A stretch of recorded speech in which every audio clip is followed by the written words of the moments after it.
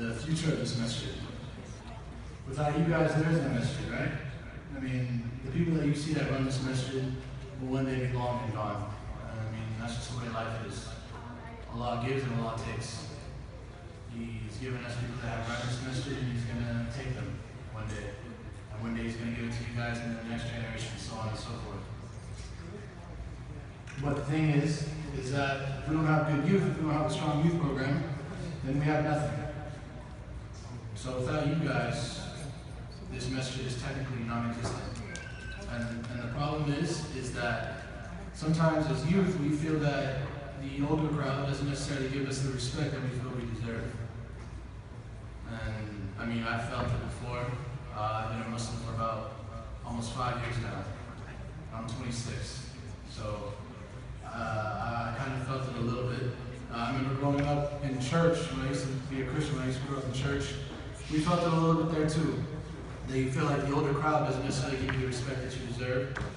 But trust me, this masjid and Islam in general cannot exist without the youth. So I always want you guys to remember that, right? But before I get into tonight's topic of peer pressure, I wanted to quickly go over something with you guys. Something that I've noticed, particularly, especially with our youth, is that sometimes we get bent on the word inshallah, right? I mean, it's a very common word that we use, but sometimes we toss it around too much in the sense of that we put everything on this word, right? There's a hadith about the Prophet, peace be upon him, when there was a man that, I don't remember where the man was going, but the Prophet was there, and the man arrived and he had a camel with him. And he was going inside of this building. And the Prophet asked him, he said, why didn't you tie your camel? He said, why don't you, secure your camel? And he says to the Prophet, peace be upon him, he says, because Allah will protect my camel. This is what he tells him. And the Prophet says, yes, but you still need to take precautions. You still need to tie your camel up. And the thing is that we have to remember that with the word inshallah. Is that inshallah, yes, God wills things and hopefully we get the things we want. But if we don't tie our camel, then Allah will not help us. Does that make sense? So when we want things, especially if you want something in life and you don't get it right away, it doesn't mean that you just give up or you just say inshallah and you move on. It means that you take steps toward it, and if Allah wills it, then it will happen. Right? But you can't just expect Allah to make everything just happen for you. It's not how life goes. Alright? I just wanted to touch on that. But, so tonight's topic is going to be peer pressure. And the peer pressure that we face on a daily basis, right? But before getting into this, I want to give you guys a clear definition of what peer pressure is. Guys, can you guys cut the talk, please? Seriously. Actually, we're going to get into that. Specifically this little group right here.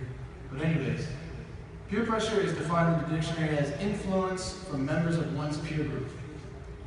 Right? Influence from the members of one's peer group. So this is defined as the influence that the people you decide are your friends. This is the pressure that they have on you in the everyday decisions that you make and your life decisions that they make, right? So the thing is that when we talk about peer pressure, especially among youth, is that it's usually focused in a very negative manner, right? Peer pressure usually comes off very negative in a sense. And a lot of times it is. A lot of times the peer pressure that you face is negative, especially from the people around you. Things like this, right? Because people around you will always have a great deal of influence on you. No matter what. It doesn't matter who you keep around you, right? I had a friend, he once told me, this is literally told me. He said, Randy, he said, if you hang around 9 broke people, you're going to be the 10th broke one. If you hang around 9 rich people, you'll be the 10th rich one. Now, obviously, I don't think life works that easily. I mean, I don't know 9 rich people like that. But it was a metaphor for things.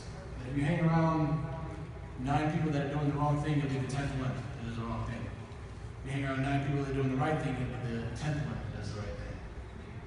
Right? So, let me give you guys an example of peer pressure that's in popular media, for example, right? So how many of you guys, he has a line where he says right here, he says, really I am sober, but I'm with the homies right now. What does that mean? In this line, Kendrick Lamar is trying to tell his listeners that he is, in actuality, he lives a sober lifestyle. He doesn't do things. He doesn't go around getting drunk, doing all these different things, but he said he's with his homies. So when he's with his homies, questions to me. So when he's with his homies, he does these things. Unfortunately, right? It's the people around him that influence him to do these things, right? Later on, he goes to say in the song, he says, really, I'm a peacemaker, but I'm with the homies right now. That he's a peacemaker, but he's really about peace. Doesn't like violence, doesn't like to fight. But he's with his homies right now, right? So, and then there's another song that he has, and this song is called Swimming Pools. And in this song, Kendrick Lamar refers to his alcoholism, the problem that he has with drinking, right? Now, he has a line where he talks about how he's at a party or whatever, and what he's saying in the song is that he already knows that he's in the wrong. He knows that he shouldn't be drinking in the first place. He knows what it does to him. He knows how bad it is for him. He knows that, he says in the song, he knows that we search for our solution to our problems at the bottom of the bottle. And he knows this. But he says in the song, he talks about how the people he's around are forcing him to do this. In the song, he says he took a sip. He took another sip. And then he says someone comes up to him and asks him, what are you doing? Why aren't you drinking more? Take more. So he ends up taking more. And it's the peer pressure that puts him in a bad situation. It's the peer pressure that puts him in a situation where he realizes that he is no longer in control of himself. He's no longer sober in that sense, right? But here's the thing though sometimes too, is that with peer pressure, sometimes peer pressure comes not in a sense directly from your peers, but it comes from the environment that you're in. Right? Sometimes it's cultural. Right? I have a friend, and she's a Muslim, and she went to her parents, she told her parents she wanted to wear the hijab. She hadn't worn it, she was like 21 at the time. She never worn the hijab in her life. She finally went to her parents, she said, I want to wear the hijab. They told her no. This is a true story. They told her no, we don't want you to wear the hijab. There's no reason for you to wear it. And her mother was a hijab. And they were really telling her, no, you can't wear it, we don't want you to wear it. Their reasoning, I don't know. But sometimes this is the kind of peer pressure that we have to deal with. Right? Sometimes it's not from your peers. It's from people, it's from family, it's from social media. Right? Let me get into an example here, right? So let's say one thing that I find sometimes that the youth, not just Muslim youth, the youth in general have a problem with is that, I'm going to be quite blunt here, is that they like to smoke weed. Right?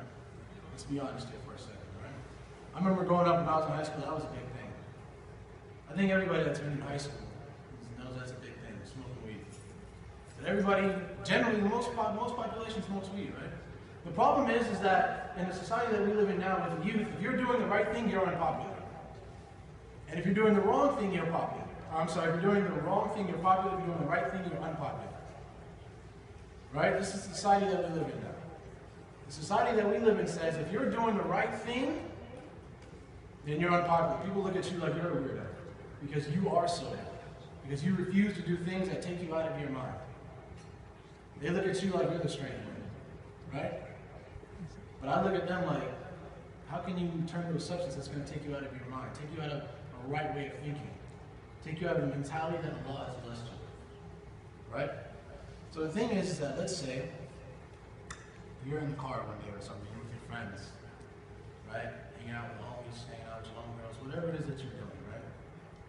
And the problem is that somebody decides that they want to pull out some weed and start smoking, right? And then they ask you to do it. Now at this moment, you have to make a critical decision. You can be like, yeah, I'll do it. Or you just say no, right? But here's the thing. It's easier to say yes than it is to say no. Because the thing is, you want to fit in. You want to be popular. You want to be cool. You want to be with your friends. You don't want to be the odd one out. Right? So what happens is that some people say yes because they give into the pressure, the peer pressure, because everybody else is doing it, because it's cool. Right? But what happens when you say no?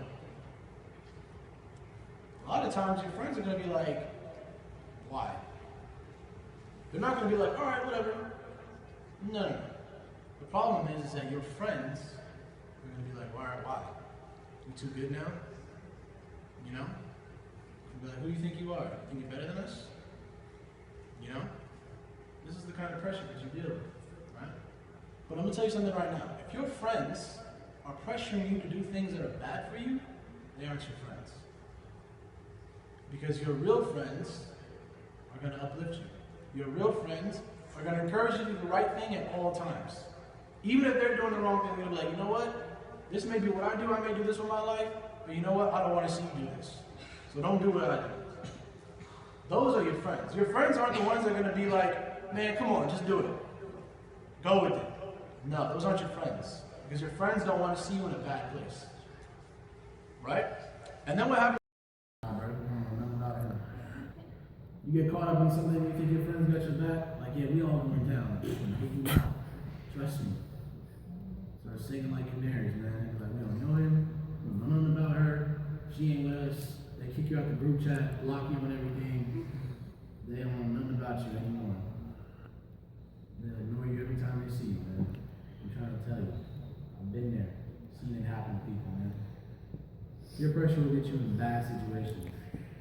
If you got a gut feeling about it, run with the gut feeling. And another thing too, let me say one more thing too, is that if your parents have a bad feeling about the people you're around, listen to them. Listen to them. Because they've been there and they know what they're talking about.